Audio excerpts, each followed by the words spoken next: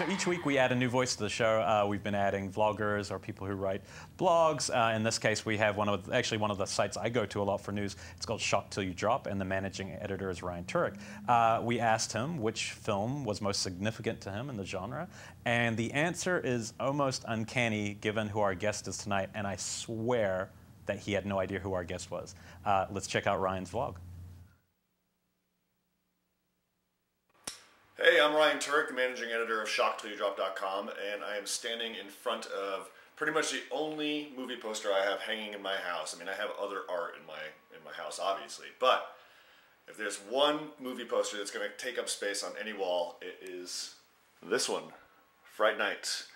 And the reason why this one's hanging on my wall is because Fright Night 1985 is probably the defining horror movie for me growing up as a kid.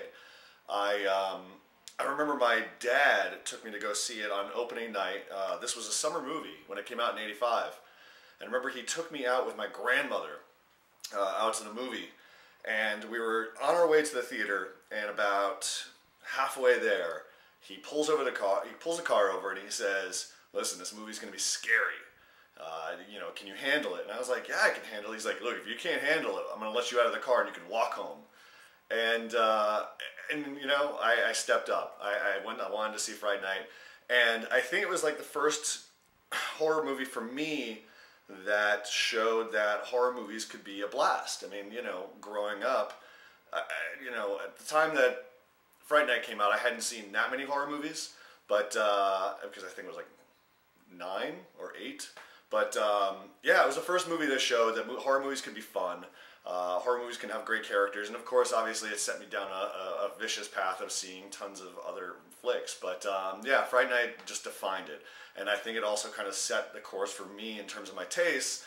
That I love horror. You know, I kind of love horror comedies more than anything else. American Werewolf in London, Evil Dead 2, Fright Night. These are films that I can watch over and over and over again. Return of the Living Dead, that's another one. But yeah, Fright Night was where it began for me, and yeah, that's that. Happy Halloween to all of you, and thanks. Bye.